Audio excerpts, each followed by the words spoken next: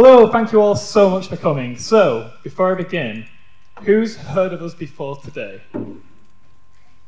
That's really, really nice and also really humbling. Okay, so my name's Minnie. My name's Gnomes. And together we are Be More Shonen. We are a UK cosplay couple. And without being like too braggadocious, we have represented our country in multiple world cosplay competitions, which is why we get invited to awesome places like the Czech Republic. So, round of applause for the Czech Republic.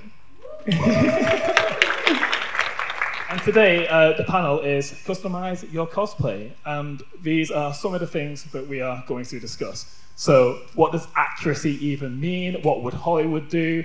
Clothing should tell a story. Buying versus making your costume base. How could we customize? Punk, grunge, mountain, hermit man. All the different varieties of how we can customize a cosplay. And then we're going to plan a costume together right at the end. So, you want to do this bit? Yeah. What is accuracy when it comes to a cosplay? We ask you, what does accuracy mean to you when you hear the word? Please brave. It can be recognized. Yeah, that's a really good shout. Yeah, for sure. Anyone else? Maybe the accuracy is, well, it's something I can't achieve because I feel like the cosplay should be accurate to the body type and something like that. And I just personally doesn't feel confident to, well, you see those Of course. and high girls. We'll go into this later, this exact point, which is awesome, very cool. It's like, has anyone watched One Piece? No one looks like a One Piece girl. So, anyone? I think for me, at least, it's like to understand the character which you cosplay and try to make your own cosplay how you would think that the character would, for example, dress or something.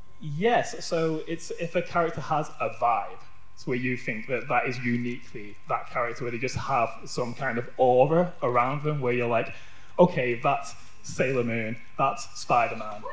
Who's this? Shut up. Here you go. Your turn. All right. So who's this? Sailor Moon, right? It's iconic. A lot of people will recognize it. It's been around quite a long time. Even though it originates from like early 90s, a lot of people are going to recognize it. If you walk out on a con floor in a Sailor Moon costume, someone is going to yell, Sailor Moon, at you.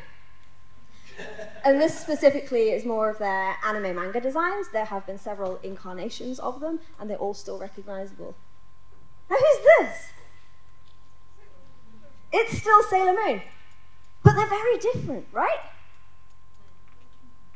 But the inherent elements, the human element, how you recognize them, that stayed the same. That hasn't changed. You still look at this image and you see Sailor Moon. So before we move on, what are the differences in this image compared to the previous one? It's like a weird Sailor Moon. Yeah, that's also true. Any other elements that you can see that are not in the original anime? Yeah. That's also true. There are a lot of small details. I see some ribbons and lace and things like that. Yes. Like, It's those little added details. So when you're drawing a manga every week, you have to skimp on these little micro details because you have to draw the character over and over and over again. So when you can bring something into a live action where it's advantageous to have more textures because when a camera's on you in certain lighting conditions, you've got to have a lot of textures to really bring out those details. But despite that, it is still Sailor Moon, right? Yeah. There's a very difference between three-dimensional real life and a two-dimensional flat image. And we have to start thinking about who these characters are. What's the world they live in? What's their purpose? What are they doing? And, well, we'll go into a bit more of that later, but next slide for now. Who's that? Louder, please. Who's that? Sailor Moon. Yeah, fair enough. It's Boruto's dad, obviously.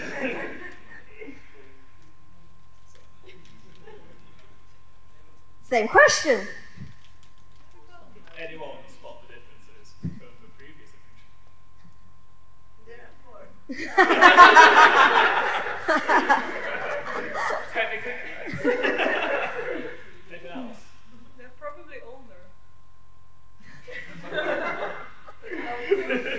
So, I think you're getting our point.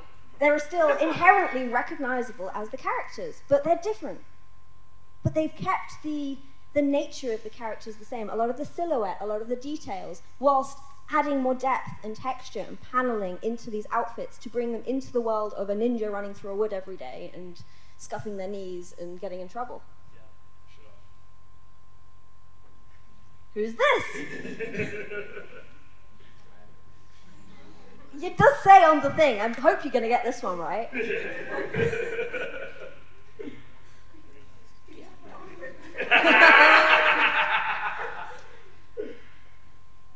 So, every single one of these designs is very clear as Spider-Man, but every single one looks completely different from the source material, right? So, like, as the characters progress through different incarnations and following different trends and what was possible in different time periods, the character has constantly reworked itself, yet it's still Spider-Man, still very recognizable Spider-Man. Is he? Oh! Thank you very much. Obviously, it is Goku from Dragon Ball Z. And who's this? So, so, terrible movie. However, there are a lot of elements that they have clearly tried to emulate from the manga and to bring into real life. So all the different textures and stuff on the G base, like using leather and the hand wraps, just things to add this extra oomph and bring it to life. And when you see it in manga form, it looks a lot better, right? When you don't associate it with a terrible movie, it's a really interesting design. It's really cool. So let's customize some costumes. Who's this? No one.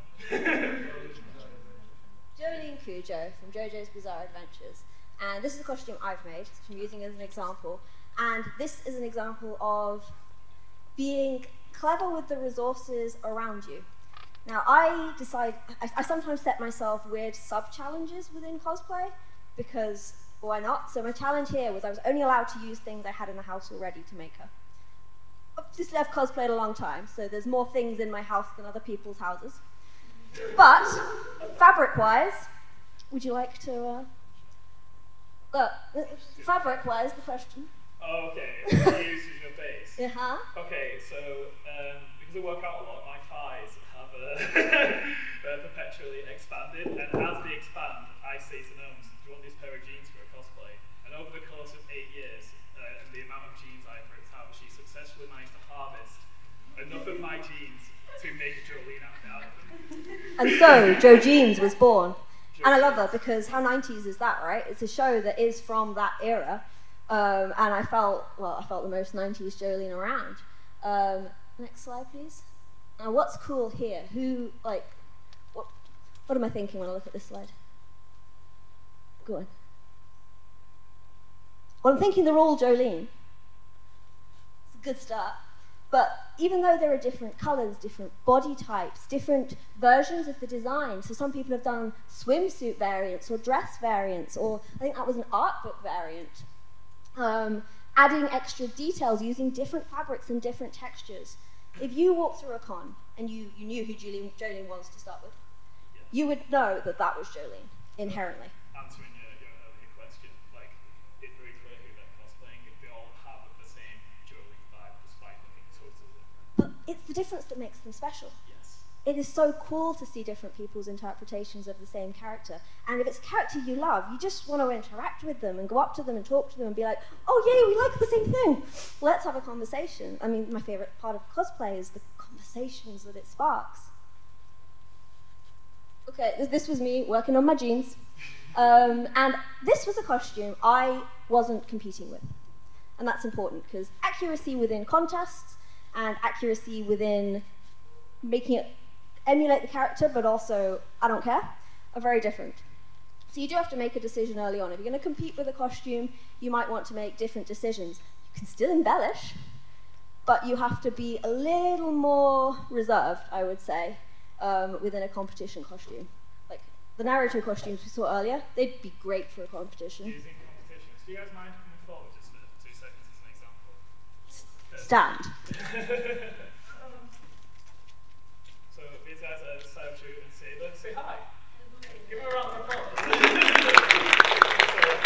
who are these people? Don't say Cybertruth and Saber. Who are they cosplaying? I mean, that's definitely Zelda. Can you imagine if Zelda was a girl? It'd be I mean, crazy. clearly, like whenever I cosplay Link, oh, you're Zelda. I'm like, no, I'm not. But their outfits, taken from, Switch graphics, heavily embellished, lots of embroidery work, lots of little added textures to truly bring these characters to life. To think, what would Hyrule do? Yeah. When we were like making those costumes, we had like 3 like points in our mind. Like we wanted to be authentical because it's like medieval, like sort of times. So it would like use leather, chainmail, like real metal, and like you would have natural fabrics. But then it's still cartoonish, so you still have to incorporate it into your costumes, like so it like pops out. So like even though it's leather, but it still has like layers, so it like more animated. And then obviously it has to be very practical. If you're doing performance, it has to be. But I think you'd agree that, how much do you guys know about World Cosplay Summit before I make quips? Do you know what it is? Yeah? Does anyone not know what it is? Big competition, qualifying from like 40 countries around the world, and you all compete on TV in Japan in costume. That's where you guys were. They came second. Bravo them. Yay! Legend of Zelda is really popular at this competition. There's usually at least 1 entry a year. And they're all different, right? But they're all, well, usually Link. They're all Link. So it's well worth going back through the history of WCS. In 2023, there was Zelda and Mombasa. There was no Link. Fair enough. I stand corrected. Awesome. Thank you very much. So yeah, I wasn't competing with this costume, and I like to get creative. I want my design to speak not just of the character, but for me and how I feel about that character. So I also took inspiration from art book designs, from what I thought of the character, from the timeline the character came from. Like I said, it's very 90s. So I added lots of extra random stars. You remember how I said, like, I would only use what I had around me, right? Yeah, so I bleached in all the lines with toilet bleach. It worked very well. It was very cheap. And I had leather on hand, so I used leather for the chest piece. And I love leather as an alternative to foam. So a lot of people think about using EVA foam when it comes to armor. Leather can do an awful lot of the same things as EVA foam, but it's biodegradable. It's also a byproduct of the meat industry, so at the moment it's a complete waste product. So it's a waste product, and it's going to break down over time, and your armor won't be sitting in a field in like 1,000 years, rotting. And generally, depending on the leather, it'll obviously last a lot longer. Yeah. So not so indestructible that it'll last on the planet forever, but yeah, it'll look better. Doesn't take as much damage usually when you're rolling about on a stage. Yeah, for sure. And that was the finished costume. I also went ham on the wig, because wigs are my jam. Again, I actually dyed the yellow vest with turmeric. You can do an awful lot with random things you can find around the house. I used turmeric and some like green paint to see what would happen, and it worked. Mountain Man. So Goku has been a project cosplay of mine for like over 10 years now, and as time has gone on, I have refined my skills and refined the costume as I have evolved with the character. And as you can see, like in 2012, 2016, 2017, and 2018, I am always Goku, but you can see I've used this same philosophy that we are trying to discuss and trying to explain to reiterate on the costume every time I wore him. So if we're going to use an example, what's the biggest difference between like 2012 and 2017? The games. The games and the Bond. Yeah. But you're completely right, though, because obviously it was a body goal as well of mine. Hello? But now you're more sure about the costume and call yourself. So would you say that my confidence shines through a little bit more in 2017? Yeah, and I totally agree, because I felt more like the character the more I started to make it my own. Because there's nothing inaccurate about that gi, right? It is just my personal decisions that have made it look like the 2017 version. So this is the close-ups of the current gi that I'm wearing now. So you can see, like, there's a lot of customizations going on. Goku's wristbands are just normal blue sports bands. So I was thinking, well, he fights, so maybe arm guards or gauntlets are an option. Like, he only has like this plain like potato sack of a gi. So what could I add to it to give it a little bit of additional structure and just make it more appealing to the eye? And there we have it, like 2012 versus 2022. And again, from another post, 2012 from 2022. And I think, like, and it's changed since. Like, even from 2022, like, I've now got like a deeper cut, because I was like, oh, I don't really like have my silhouette in that. Like, can I be a bit more slutty? So even then, like, it has progressed, and I don't think I'll ever truly be done with the costume. I already have like a million things I'd like to do with it. So there you go, baby. So the key takeaway there with Goku is progression over time, not overloading yourself, allowing yourself to build on your skills. Some of those things, for instance, a bought costume, we could have added extra trims to, or changed out one element of that costume for a thrifted version that you might alter, or even if you're feeling brave, you can then start making things from scratch as well. And it's not putting so much pressure on yourself to learn every single skill that cosplay has to offer out the bat, because there are a lot of different options available. It doesn't matter how good you get, there's something you don't know. And giving yourself permission to be a beginner in any skill and to learn. So this might be a less well-known one, to be honest with you. Does anyone know this character? I mean, you might know her other version. Yeah?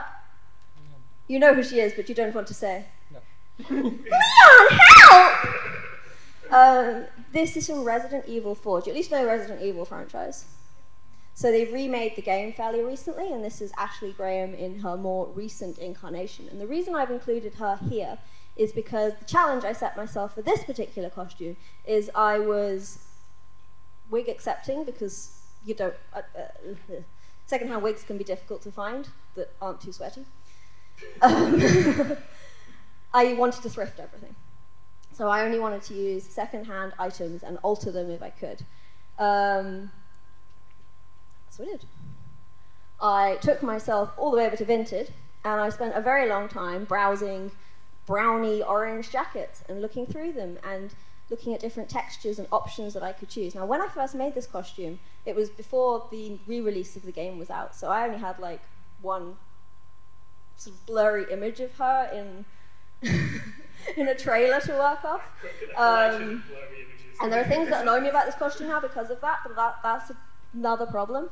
So I went through all these jackets, and I was thinking about things like, okay, lapel shape, which is the front of the jacket, how is that going to sit? Pocket shape, the closer I could get to accurate without having to make changes, the better, right? But I was perfectly willing, if I had to change out a pocket tab, or add in a bit of extra fabric on the side, or even change the color, which is what I ended up doing. So I ended up with this, which was a fairly brown tan, but the great thing about it was because it was a more sort of nubuck leathery fabric, is it took paint really well. It was quite absorbent to it, so I was able to recolor the whole thing with some leather paint that I had around, because I have random orange things around, because someone is orange. And I even went in and drew in all the extra seam lines with shading and made it more of a Borderlands style, I suppose, without being quite as, what's the word? That's the word. Exactly. And it's not going to convince anyone that, like, this close, I'm like, you're going to know, but from over here in a picture, hey, I'm not competing in it, hey, it does the job as the character. And it did it very cheaply. And it allowed me to reuse items that might have otherwise been trash. And I think that's great, right? Cosplay can be really expensive. Like, really, really expensive. And we try where we can to cut the costs. Because usually we know when a competition costume comes up, we can go a bit mad, like yeah, how much, my guys? Case in point, it can go a bit mad. And that was the finished costumes that we wore to an event.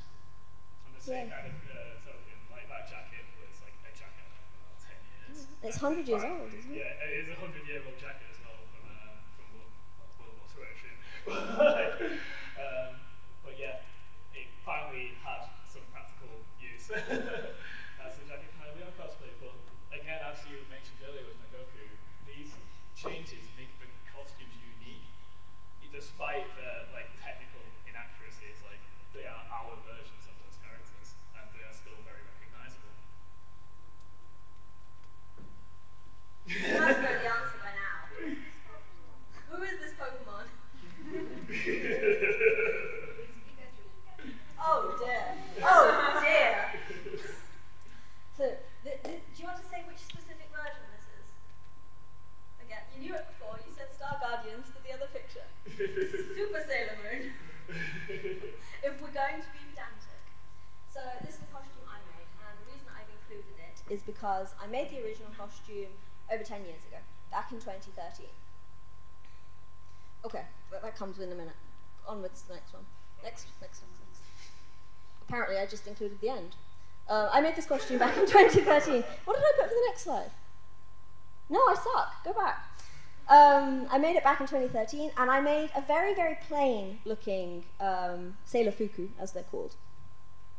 And I didn't include many details on it. I was a beginner back then. I'd only been cosplaying a couple of years, I think, when I made her. And this is, again, about the evolution of your skill level. But there was a lot I liked about the costume. I learned a lot about sewing. The structural components of this costume I'd done pretty well on, anal retentive. And it still held up. But I wanted to make it a bit more personal because, realistically, it didn't look that different to a Sailor Moon costume I could have got on AliExpress and bought at that point. And that didn't sing to my heart. So, well, go back. Sailor Moon to me means sparkles. It means princesses.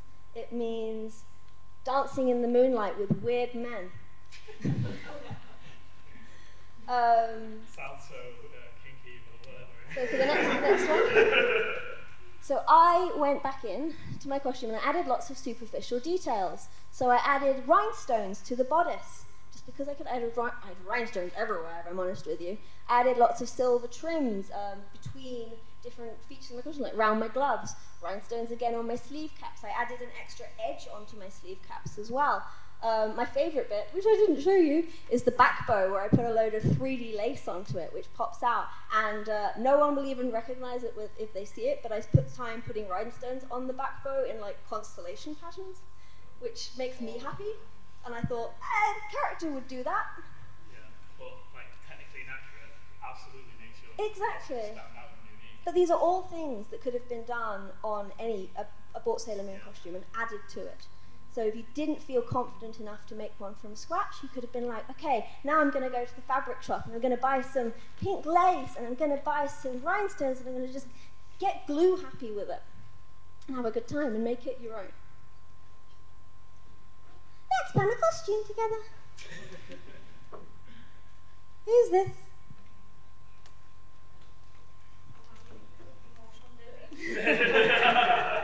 Say the line.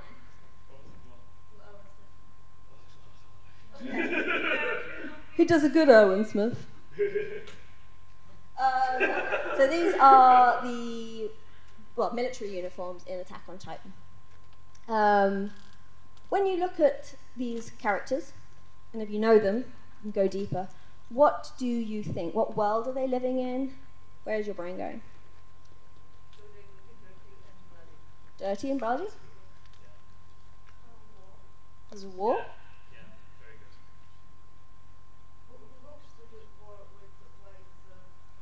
The assassin And they're very white. Same people who ride horses with white trousers, so that's like a very popular thing in the sport, isn't it? So Unfortunately, it actually is really normal in the sport. For some reason, competitive horse riding is very commonly using white or pale coloured trousers. They're actually bringing in a new rule though, they're changing it. okay, but like that is because they ride a lot of horses in jumpers and they're typically white. That is probably the reason why they're white, even though it makes no sense in real life or in the anime. They're dry clean. However they clean, whatever chemical they use, whatever product they use, must be like an absolute miracle. They use Levi. They use Levi. Exactly. It was like that they changed the power of the light. So when I'm looking at this, I am thinking, these guys don't have access to plastic. They don't have access to, they're not going to be 3D printing things. They are not going to be machine embroidering. They are not going to be resin casting. They might, but unlikely. They don't really have silicone. Mostly they're going to be doing things like forging the metal parts, and they're going to be using, I think, natural fabrics. So thinking about where your fabrics come from is a really good way of adding character to a costume. And what sort of fabrics do you think they might have chosen for these outfits? Leather's a good option. What was that, sorry? Linen, very good option, I like that. Cotton. Cotton is also a good option. Suede, another option. So the key thing that you've also said is all very natural fabrics, Yeah. right? None of you have said polyester or anything to that effect, because it probably wouldn't have access to that material. So. I think sequins. What about the emblems that they have on their costumes? So the military badges, what do you think they'd have made those out of? Embroidery? Sheet metal, that's a lovely one. Applique, maybe? Could have painted them on. Not using acrylic paints, because that's plastic based, but in some form you'd have found paint. So these are some examples of jackets you can buy online. And again, like we said before, every single one of them speaks of Attack on Titan. You know it's going to be the character. You have no doubt who they are trying to be. And these specifically have chosen very much similar fabrics to the ones used. That technically is a polycotton, but let's face it, polycotton and cotton can look very similar. It's nice. I like using natural fabrics at home, but no one can argue that polycotton tends to crease less if it's a good quality one. And that's it. You don't necessarily have to apply like true logic to it. Yeah. Like, whatever makes you feel comfortable and whatever you can live with What- and deal with, you find it easier to maintain. What features you want to include? Exactly. Yeah, for sure. Anything else? Very good. So it's also like different fabric choices and stuff like versus like leather. That would Yeah. go without the other way. Yeah. So a lot of the reasons we're thinking these things is because these guys live inside walls, they have limited access to land, they have limited access to resources. They're probably wearing some long dead soldier's old, dirty, grungy jacket that's covered in blood. My theory is that they probably use horse hides that have died in battle that haven't been eaten. And possibly the suede versions, because if you split leather, you can get more suede out of it than you can pure leather, because leather's the top layer, and suede is split layers. Oh, this is getting geeky though. So here are some more examples of inspiration. So actual soldiers' uniforms from the military, and a lot of the fabrics we've discussed are incorporated, so you see bits of leather, bits of natural fabric. We've got trims that are military themed, and you could, why not add them on if you can find them in the right colour tones? Was that it? Buttons! They have lots of buttons on the outfit, so they've got these pockets, nice and practical. You can include pockets in your costume. And you can choose buttons that suit the characters. Maybe you want to even make your own buttons. You could sculpt and cast them with like the Wings of Freedom on the buttons themselves. Why wouldn't that detail exist? Just because you don't see it in the anime doesn't mean it doesn't add to the character. I mean, Hollywood would do it, you can bet your britches. Such a cool idea, by the way, like casting Wings of Freedom on all of them. This is where we ended up. So I used all natural fabrics. It's cotton moleskin and waxed cotton I use. So it's got a little bit of waterproofing. It's all natural fabrics. This thing is not going to be here for all eternity. It is going to decompose. But you can see I went a bit wild with the pattern, because the jackets, if you go by the 2D look of them, are quite plain, right? they just look flat and they don't have a lot of paneling to them. And that's really just an impact of anime and it being drawn week to week. If you think about that character walking out of the screen, that world coming to life, there's going to be a lot more depth and detail to it. And you can choose how you're going to add that and what that's going to be. This sort of detail, in the vast majority of judging rooms, would go down really well. You get a few judges here and there. You have to sort of sometimes take a gamble, but most part, this sort of thing is really well received. So it still keeps the pattern, the color tones, the patterns of the costume, but it's bringing more Hollywoodized version to it. For sure. Like usually at the more local level, they might say, well, that's not technically accurate. But when by the time you get to internationals, people are very willing to see the creativity involved in an outfit. This is definitely like the furthest you can probably push it before it becomes like, is this truly accurate to the source material? But brown jacket. So like it's still within those realms and responsibilities of costume judging criteria. Yeah. The other thing I had to think about in these these costumes is I am small, but I am not a small angry man. And I wanted to give myself boxier shoulders. So not only did I build that into my pattern for the costume, I also built understructure into my costume. Understructure is incredibly important. It adds shape to a costume from underneath. Things like a petticoat, a crinoline, a shoulder pad. You have to think about how the fabric is going to drape and sit to create that silhouette. So in this, I used layers of cotton wadding to build the right shape I wanted. And I literally just stitched the layers together until I had the right shoulder shape that would fit me. Someone else wore this jacket, it wouldn't sit quite right on them. So that it would give me this boxy shoulder. Now I made the same jacket for Min. He's already got big shoulders. I didn't need to fill them out, but I had to fill a little bit in just behind his shoulder to make sure it was filled and boxed to the back. So you have to make personal choices with these structural elements. And you can see how stiff these jackets look, right? And how well the fabric hangs on them. It's not going to crease, it's not going to fold in on itself. It holds its shape when you're wearing it, and it will constantly be in the correct silhouette. It says the thingy that I did. Questions? So, anyone got any questions? Who are we? I have a question to the last topic you talked about. So when you do the costume that's stiff, Yeah. and then you have to wear it all day, Yeah. how much stiff is it? Well, that particular jacket, again, because I was going military, it is pretty stiff. I wanted to look constantly like I was on duty. So the jacket does that for me, and I have to accept into my life that it is not the most comfortable thing in the world. A lot of cosplay isn't comfortable, and again, some of these customization choices have to be to do with your own sensory needs. The costumes, there's a reason we wear these costumes a lot, because they are very comfortable, they're very easy to pack, and they're also very easy to wash. Yeah, sure. And when we talk about comfort with Attack on Titan cosplays, it's that harness is already like annoying enough. So it's like, oh, what's one more annoyance? The jacket is far less annoying than the harness.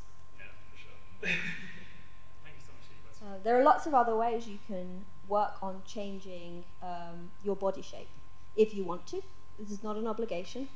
I think it can be fun to not so much think about becoming the literal shape of the character. I bring us back to One Piece characters who just are noodles. But you might think about proportionately. So it's like, well, what is the difference between their waist and their hip? So if I wanted that proportion, I could pad my hip because I don't want to take my waist in, or I could pull my shoulders out in the same regard. So you can change your ratios mathematically, and you can do that on any body shape. It doesn't matter.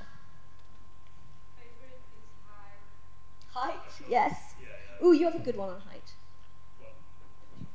Yeah, I'm actually waiting lists right now. So for different characters, I'll try to correspond with how I feel their builds are being realized. So since Goku's only 5'9", so like he's like a Diddy boy. But because people see him in an anime with other 5'9" people, he looks massive. So I wear inserts to just tower that a little bit more, give myself a little bit more height.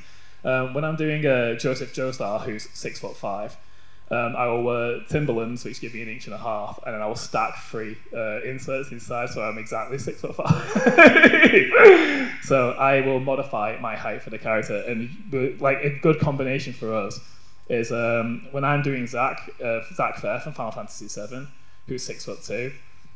She would say that she's on the shorter side for Cloud. So to try and balance each other, I won't wear inserts, even though it makes it technically inaccurate to his height, to make her look taller in her heels. Unfortunately, we have the relative heights. So as a duo, that makes her look a lot taller, because no one's going to say like, haha, it's short Zack. So which wouldn't even matter anyway, because again, it's got to be personalised to you. You can do very, very little about. Yeah, you have. Yeah, and it was and you represented I UK. represented my country with short Zack. Yeah. So I made a big chocobo costume that it was like on stilts, and it was Zack riding a chocobo, so he kind of made up for my height. It's not the point, though, is it? You could have done it with height. Like, yeah, exactly. Like, shut up! He's talking. Yes, tiny. So the overall point we're trying to get at is like make it your own. You know. You can't. There's very few things about your body that you can control. So own it. Like make it a part of the costume.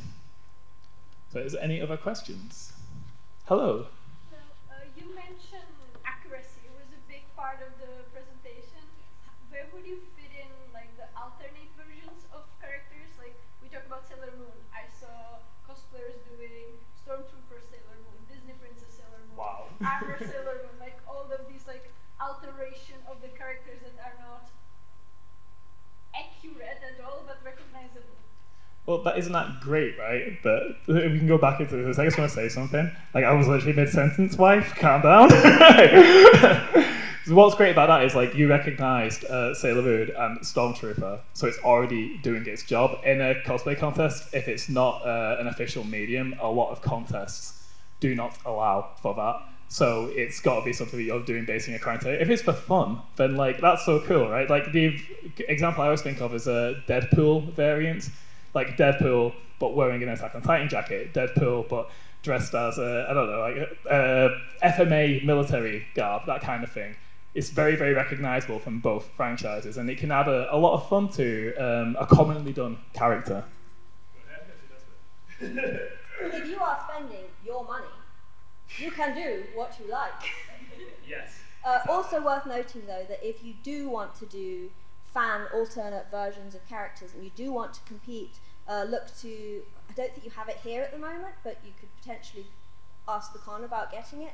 The Crown Championships of Cosplay, where the finals happened in Chicago, do allow for this fan arty type variants of characters if you want to go that way. You had a question? Yes. How do you usually choose your character? Like, is it because of for popularity, or because you take it as a challenge or something like that? Realistically, these days, there's a lot of different things that make me choose a costume. First and foremost, I have to like them, and I have to know who they are, because I don't want to spend my money on a character that I know nothing about just for some digital ticks on the internet. I'm the one that has to wear it, I have to spend my money on it, and I have to love it first and foremost.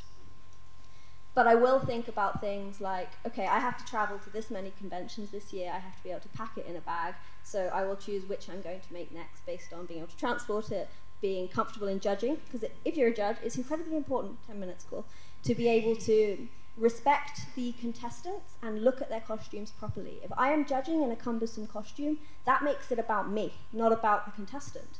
It's not about me in that scenario. I want to get on my knees on the floor and look at your costume. I mean, I love doing that. If you're a Warhammer Space Marine, you're not going to be able to judge people effectively. And Yeah. something that's that bulbous, you know. So these are things I do have to think about for a lot of our costumes we make these days. But when we compete, the rules don't apply. We can make whichever character we want as long as we can come up with a good performance for those characters. And that's when we can sometimes go a bit ham. Yeah, sure. So, like, adding on to that, the only criteria for me really is like, is there some part of the character that resonates with me as a person? And they don't even necessarily have to be like the most positive traits. Like using a personal example, like I cosplay Joseph Joestar, and if you've ever seen JoJo's, the man is a raging dickhead. I aspire to be like Jonathan Joestar, who is the ultimate gentleman, but I do fall short because I am flawed and I am human, and that character allows me to express that part of myself. And when we're doing contests, the key thing we notice is that even if I'm doing a villain, they're always smiling. So like Greed from FMA, always smiling. Doflamingo from One Piece, always smiling. So I guess for me, it's so when you're in a cosplay and you're trying to do the roleplay thing, and that happened a lot in the contest here, and it's fantastic. How can I do this roleplay effortlessly? Do I feel comfortable being this character all day? So I will never cosplay a character that I don't resonate with. Like, it's not in me to just be a model, you know? Any more questions? I think we have like time for one or two more. What's your most uncomfortable cosplay? Chocobo next. Another contest costume. So when we did our Full Metal Alchemist skit in 2018 for WCS, there's a costume change where getting to Greed into Alphonse Elric, and walking in that thing is just awful. It is just so bad. Like because it had to be a quick change. Like how we did it was we had like Velcro on Al's feet, and I'd just jump in and slide it on top of me.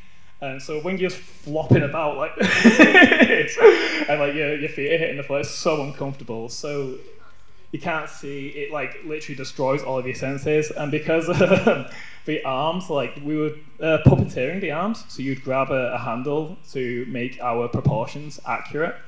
So when you have no depth perception, because you don't know how far things are, you don't know where your feet are on the floor, and you can't see as well. And it's heavy as hell because it's a suit of armor. None of it was good. None of it was good.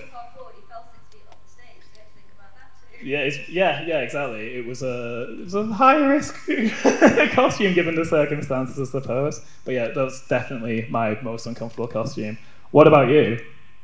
Like I made Judah from Labyrinth of Magic, and I had that big wig which was like to the floor with big balls, and it had like 7 kilograms. I like was crazy enough to take it to the Anime Fest and be in it the whole day. Wow. Now, I've done a whole video on wigs and weight and why you should be very careful about your spine, so I feel like you should watch that. Yeah, I do this as well, so like my spine doesn't exist anymore. I know we joke about suffering for cosplay, and we're probably hypocrites in our own little ways. Like you should probably try to think of longevity in those things. Like if something's really uncomfortable, but it's actually like killing you. Yeah. I would say actually a good example is the content. Oh yeah. Okay. So as we were watching the WCS qualifiers today, I told you about this with my contact lenses. I was like, God, my eyes are so itchy. So I have eye drops to refresh my eyes as the day goes on.